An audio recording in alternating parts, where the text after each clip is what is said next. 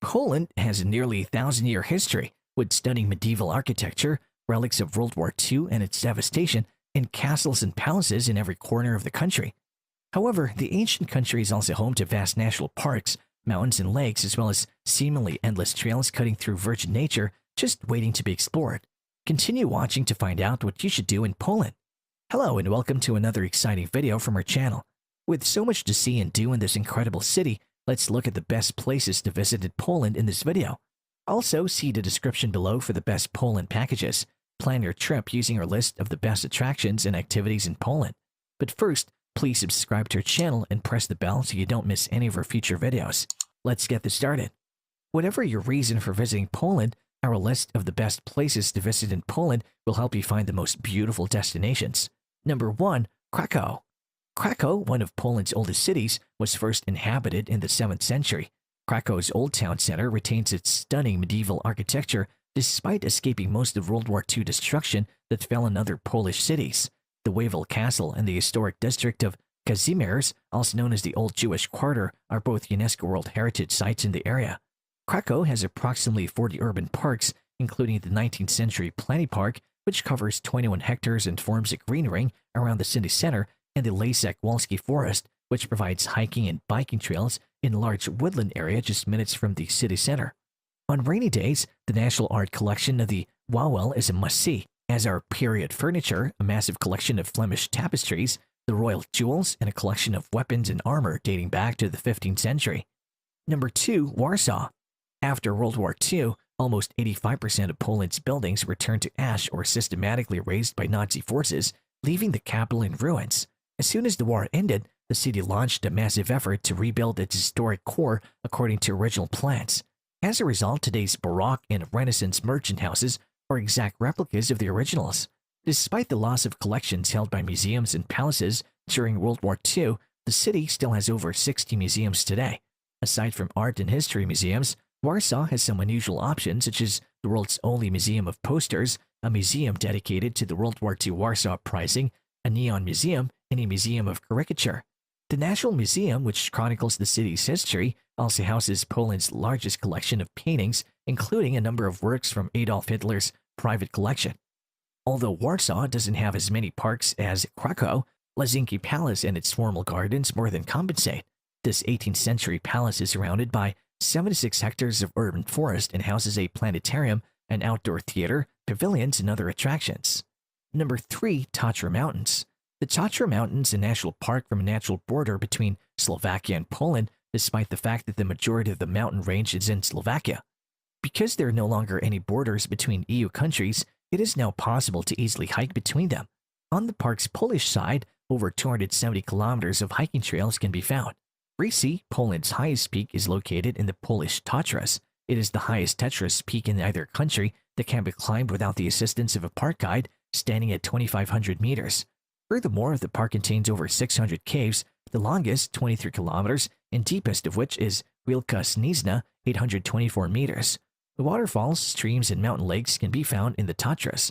Morskie Oko Lake is the park's largest lake. It can only be reached after a 2-hour hike through hills and a dense forest of Swiss pines deep within the park.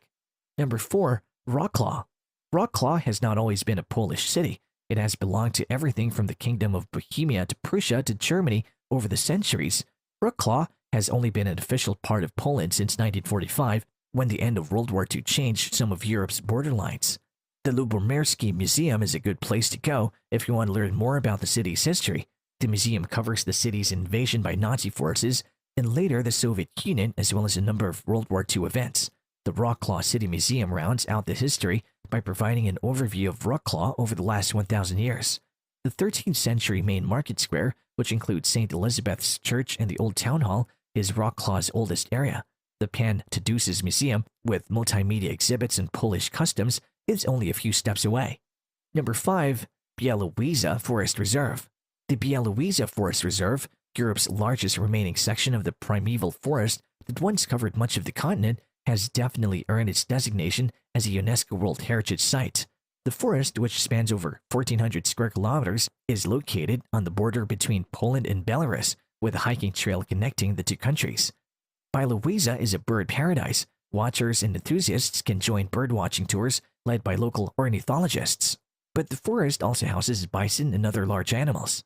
Within the forest is a small village of Bialowieza, as well as the open-air museum of wooden architecture, which includes windmills, wooden huts, a tiny wood chapel, a barn, and even a banya or sauna. Number 6. Biskzadi Mountains.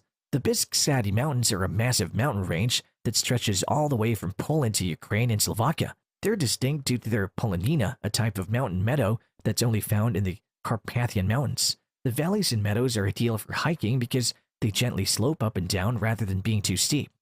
Polonia Wetlinska, with a peak elevation of 1,255 meters, is one of the most well-known meadow trails, a picturesque easy climb that should take no more than 2 hours. A small guest house at the top, the only one in the entire mountain range, provides snacks and drinks as well as a warm bed for those who want to extend their adventure. The UNESCO East Carpathian Biosphere Reserve includes a large section of the Biskzadi Mountains, which are home to brown bears, wolves, and bison, and are mostly covered by beech forest. Number 7. Ojko. Ojko National Park is accessible via the tiny village of Ojko, which is only 16 kilometers outside of Krakow.